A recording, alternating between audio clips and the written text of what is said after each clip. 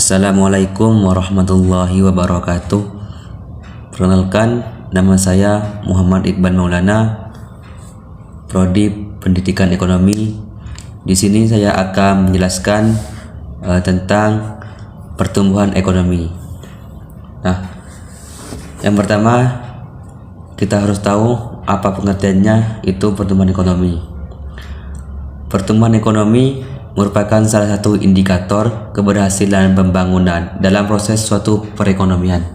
Kemajuan suatu perekonomian ditentukan oleh besarnya pertumbuhan yang ditunjukkan oleh perubahan output nasional.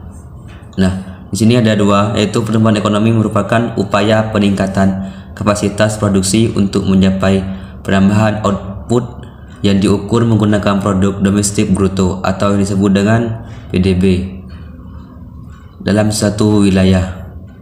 Nah, pertumbuhan ekonomi adalah proses kenaikan output per kapita dalam jangka panjang. Tekanannya pada tiga aspek, yaitu proses, output per kapita, dan jangka panjang. Pertumbuhan ekonomi adalah suatu proses, bukan suatu gambaran ekonomi pada suatu saat. Nah, di sini kita melihat aspek dinamis dari suatu perekonomian, yaitu bagaimana suatu perekonomian berkembang atau berubah dari waktu ke waktu. Nah, tekanannya ada pada perubahan atau perkembangan itu sendiri. Kenaikan kapasitas tersebut dimungkinkan oleh adanya kemajuan atau penyesuaian teknologi, institusional, dan ideologi terhadap berbagai keadaan yang ada. Perkembangan ekonomi mengandung arti yang lebih luas serta menyangkut perubahan pada susunan ekonomi masyarakat secara menyeluruh. Yang selanjutnya, ini tiga faktor atau komponen utama dalam pertumbuhan ekonomi. Yang pertama, akumulasi modal yang meliputi semua bentuk atau jenis investasi baru yang ditanamkan pada tanah, peralatan fisik, dan modal atau sumber daya manusia. Yang kedua, pertumbuhan penduduk yang beberapa tahun selanjutnya akan memperbanyak jumlah angkatan kerja. Yang terakhir, kemajuan teknologi. Yang selanjutnya, indikator pertumbuhan ekonomi. Yang pertama, ketidakseimbangan pendapatan dalam keadaan yang ideal. Nah, di mana pendapatan dengan mutlak didistribusikan secara adil. 80% populasi terbawah akan menerima 80% dari total pendapatan. Sedangkan 20% populasi terasa menerima 20% total pendapatan. Nah, menurut Perserikatan Bangsa-Bangsa atau disebut dengan PBB, susunan pengelompokan penduduk dibagi tiga, yaitu 40% populasi terendah, 40% populasi sedang, dan 20% populasi teratas. Indikator ketidakseimbangan pendapatan dapat diterapkan untuk menilai keberhasilan pembangunan ekonomi di suatu wilayah. Yang kedua, perubahan struktur perekonomian dalam masyarakat yang maju.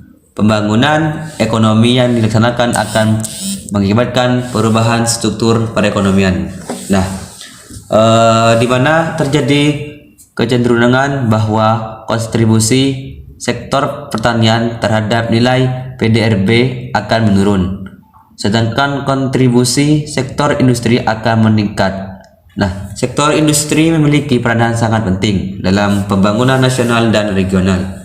Sektor industri dapat menyediakan lapangan kerja yang luas, memberikan peningkatan pendapatan kepada masyarakat, menghasilkan devisa yang dihasilkan dari ekspor. Nah, oleh karena itu, perekonomian suatu wilayah harus diorientasikan selain sektor pertanian, tetapi harus pula diorientasikan kepada sektor industri. Yang selanjutnya, pertumbuhan kesempatan kerja, masalah ketenaga kerjaan dan kesempatan kerja. Di sini salah satu masalah yang strategis dan sangat mendesak dalam pembangunan di Indonesia.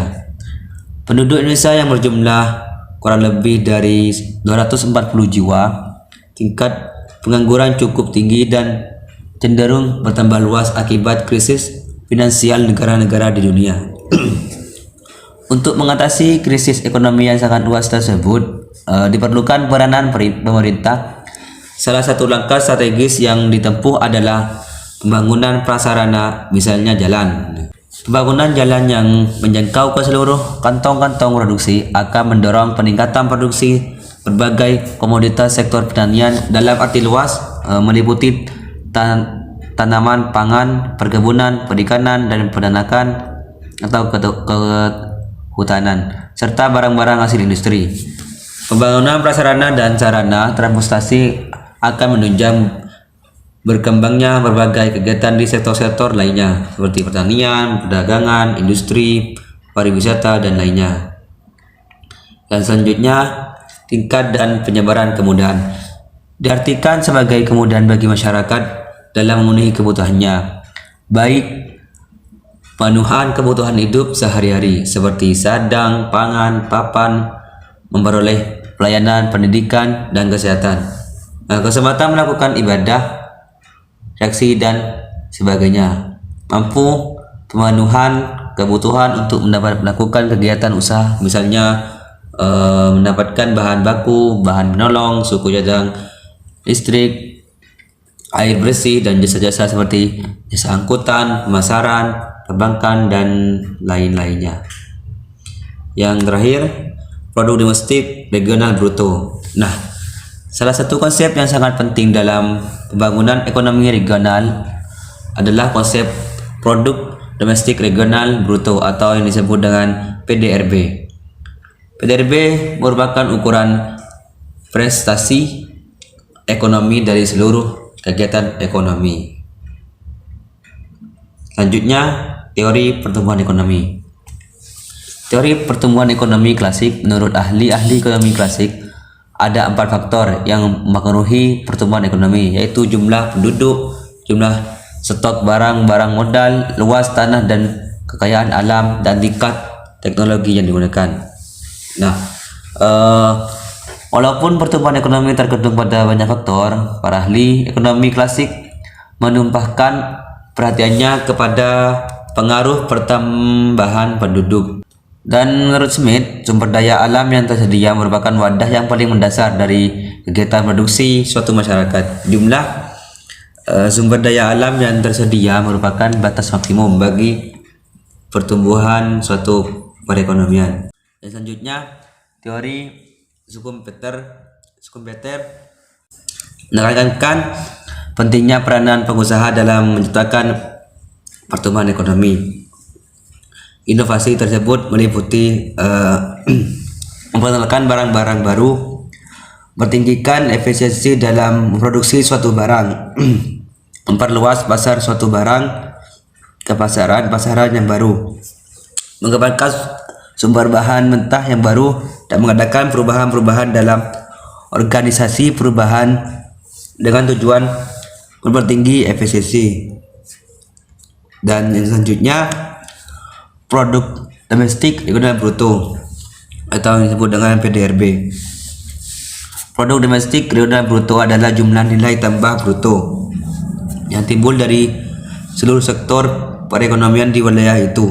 Yang dimaksud nilai tambah bruto adalah nilai produksi atau output dikurangi dengan biaya antara nilai tambah komponen bruto menyangkut komponen faktor pendapatan, upah, gaji, bunga, sewa tanah, dan keuntungan, penyusutan, dan pajak tidak langsung neto. Nah, metode perhitungan pendapatan regional pada tahap pertama dapat dibagi dalam 2 metode, yaitu metode langsung dan metode tidak langsung. Metode langsung adalah perhitungan dengan menggunakan data daerah dan digali dari sumber daya, maksudnya dari sumber data yang ada di daerah itu sendiri. Hal ini berbeda dengan metode tidak langsung yang menggunakan data dari sumber nasional yang dialokasikan ke masing-masing daerah. Untuk metode tidak langsung adalah suatu cara mengalokasikan produk domestik bruto dari wilayah yang lebih luas ke masing-masing bagian wilayah. Misalnya mengalokasikan PDB Indonesia ke setiap provinsi dengan menggunakan alokator tertentu. Alokator yang dapat digunakan yaitu yang pertama, nilai produksi bruto atau neto setiap sektor atau subsektor pada wilayah yang dialokasikan. Yang kedua, jumlah produksi fisik. Ketiga, tenaga kerja dan tempat penduduk, dan yang terakhir, alokator tidak langsung lainnya. Jadi kesimpulannya, pertumbuhan ekonomi merupakan proses perubahan kondisi perekonomian satu negara secara berkesinambungan menuju keadaan yang lebih baik selama periode tertentu. Suatu perekonomian dikatakan mengalami suatu perubahan akan perkembangan apabila tingkat kegiatan ekonomi lebih tinggi daripada yang dicapai sebelumnya. Pertumbuhan ekonomi adalah usaha-usaha untuk meningkatkan taraf hidup suatu negara bagi suatu bangsa yang sering sekali diukur dengan tinggi rendahnya pendapatan real per kapita. Mungkin itu saja yang saya dapat jelaskan. Mohon maaf kalau ada yang kurang. Wassalamualaikum warahmatullahi wabarakatuh.